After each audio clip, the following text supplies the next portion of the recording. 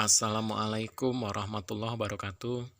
Welcome to my channel Hermawan Haryati, channel yang berbagi seputar dunia pendidikan dan pariwisata. Mudah-mudahan apa yang saya share bermanfaat bagi kita semua. Buat kawan-kawan yang baru bergabung, mohon keikhlasannya untuk tekan like, comment, and subscribe. Terima kasih.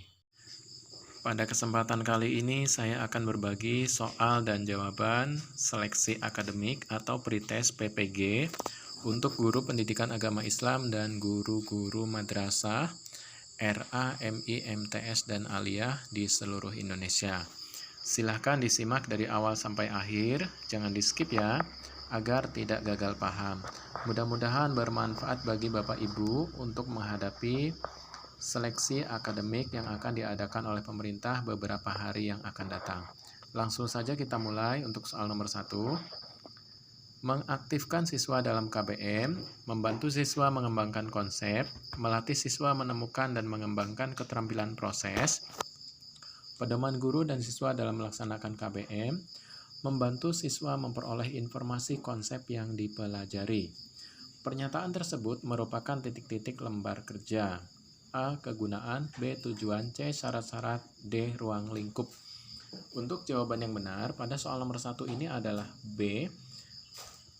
Jadi pernyataan yang disebutkan dari nomor 1 sampai nomor 5 itu adalah tujuan dari lembar kerja peserta didik. Jadi diantaranya untuk mengaktifkan siswa dalam KBM, membantu siswa mengembangkan konsep, melatih siswa menemukan dan mengembangkan keterampilan proses, pedoman guru dan siswa dalam melaksanakan KBM, dan membantu siswa memperoleh informasi konsep yang dipelajari. Tujuan lembar kerja. Kita lanjut ke soal nomor 2. Pemikiran Al-Ghazali tentang karakteristik peserta didik 4 esensi manusia adalah titik-titik A. Fisik, akal, qalb, nafs. B. Ruh, jiwa, qalb, nafs. C. Ruh, akal, qalb, nafs. D. Hati, akal, qalb, nafs. Untuk jawaban yang benar, 4 esensi manusia menurut pemikiran Al-Ghazali adalah ruh, akal, kalbu, dan nafsu. Jadi urutannya harus pas ya, ruh, akal, qalb, dan nafs. Kita lanjut ke soal berikutnya. Belajar adalah proses perubahan tingkah laku yang relatif permanen sebagai akibat dari pengalaman dan latihan. Merespon stimulus. Pernyataan tersebut adalah definisi teori belajar. A. Behaviorisme, B. Kognitivisme, C. Konstruktivisme, D. Humanisme. Kata kunci untuk pembelajaran behaviorisme adalah adanya stimulus dan respon. Jadi stimulus kemudian ditanggapi dengan respon, baik respon positif maupun respon negatif. Itu adalah ciri pembelajaran behaviorisme. Sedangkan untuk teori pembelajaran humanisme, ini pembelajaran yang memanusiakan peserta didik. Sedangkan untuk kognitivisme adalah menyimpan pengetahuan yang sudah ada dan dikembangkan dalam proses pembelajaran. Kognitivisme ini lebih mementingkan proses daripada hasil, sedangkan behaviorisme lebih mengutamakan perubahan tingkah laku. Misalnya, seorang anak telah belajar beberapa bulan, masih juga belum bisa, maka dikatakan anak tersebut belum belajar, karena tingkah lakunya belum berubah. Jadi dikatakan belajar apabila sudah mengalami perubahan tingkah laku, sudah bisa atau sudah menguasai apa yang dipelajari tersebut. Kita lanjut ke soal berikutnya. Tujuan umum program pengembangan keprofesian berkelanjutan adalah A. Meningkatkan kualitas layanan pendidikan di sekolah dalam rangka meningkatkan mutu pendidikan. B. Memfasilitasi guru mencapai standar kompetensi profesi yang telah ditetapkan. C. Memutakhirkan kompetensi yang dimiliki guru berkaitan dengan profesinya. D. Memotivasi guru-guru untuk tetap memiliki komitmen melaksanakan tugas pokok dan fungsinya. E. Mengangkat citra harkat martabat profesi guru, rasa hormat, dan bangga menjadi guru. Untuk pilihan jawaban yang benar pada soal ini adalah tujuan umum pengembangan keprofesian berkelanjutan yaitu meningkatkan kualitas layanan pendidikan di sekolah dalam rangka meningkatkan mutu pendidikan. Jadi lagi-lagi bermuara pada peningkatan mutu pendidikan. Kita lanjut ke soal berikutnya.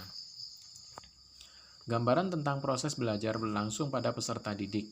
Pernyataan di atas berkaitan dengan titik-titik A. Teori belajar, B. Pembelajaran, C. Model pembelajaran, E. Proses pembelajaran, E. Prinsip pembelajaran.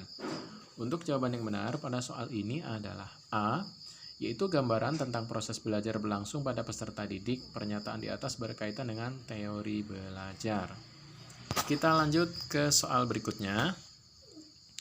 Fokus atau hasil belajar dari teori kognitivisme adalah titik-titik A. Perubahan perilaku, B. Penyusunan pengetahuan, C. Pembentukan kepribadian, D. Pemerolehan pengetahuan, E. Aktualisasi diri. Jawaban yang benar pada soal ini adalah D, yaitu fokus atau hasil belajar dari teori kognitivisme mengutamakan pada pemerolehan pengetahuan. Lanjut ke soal berikutnya. Belajar merupakan proses aktif untuk membangun pengetahuan, bukan menerima pengetahuan. Pernyataan di atas adalah ide titik-titik A. Behaviorisme, B. Kognitivisme, C. Konstruktivisme, D. Humanisme, E. Pragmatisme. Jadi jawaban yang benar adalah C, yaitu belajar merupakan proses aktif untuk membangun pengetahuan, bukan menerima pengetahuan. Ini adalah pernyataan ide konstruktivisme. Kita lanjut ke soal berikutnya. Dimensi proses kognitif berdasarkan Anderson dan Krathwohl adalah titik-titik A. Pengetahuan, pemahaman, penerapan, analisis, sintesis, dan evaluasi. B. Mengingat, menerapkan, memahami, menganalisis, mengevaluasi, dan mencipta. C. Mengingat, memahami, menerapkan, menganalisis, mencipta, dan mengevaluasi. D. Mengetahui, memahami, menerapkan, menganalisis, mensintesis, dan mencipta. E. Mengingat, memahami, menerapkan, menganalisis, mengevaluasi, dan mencipta. Jadi di sini setiap jawaban hampir sama dan terdapat kesamaan. Jadi kita harus pas dalam mengurutkan, kemudian mengingat-ingat jawaban yang termasuk dalam ranah proses kognitif berdasarkan Anderson dan Krathwohl. Jawaban yang tepat di sini adalah E, yaitu mengingat, memahami, menerapkan, menganalisis, mengevaluasi, dan terakhir mencipta. Untuk menentukan lingkup materi dalam satu unit kompetensi dasar, merujuk pada materi yang terdapat dalam titik-titik A. Standar isi, B. KD dan KI 1, B. C. KD dan KI 2, C. KD dan KI 3, E. KD dan KI 4. Untuk jawaban yang benar adalah D, yaitu kompetensi dasar pada KI 3 atau pengetahuan. Kita lanjut ke soal berikutnya. Pembelajaran yang harus berpusat pada siswa, bersifat kolaboratif, kontekstual, dan terintegrasi dengan masyarakat. Pernyataan di atas merupakan prinsip pokok. A. Model pembelajaran, B. Strategi pembelajaran, C. Pembelajaran kooperatif, D. Pembelajaran abad 21, E. Teori belajar. Untuk jawaban yang benar adalah D, yaitu pembelajaran yang harus berpusat pada siswa, bersifat kolaboratif, kontekstual, dan terintegrasi dengan masyarakat. Ini adalah prinsip pokok pembelajaran abad 21. Demikianlah beberapa soal dan jawaban yang sudah dibahas. Mudah-mudahan dapat membantu Bapak Ibu menghadapi seleksi akademik atau pretest PPG yang akan diadakan oleh pemerintah beberapa hari yang akan datang. Selamat belajar, semoga sukses. Saya akhiri, wassalamualaikum warahmatullahi wabarakatuh.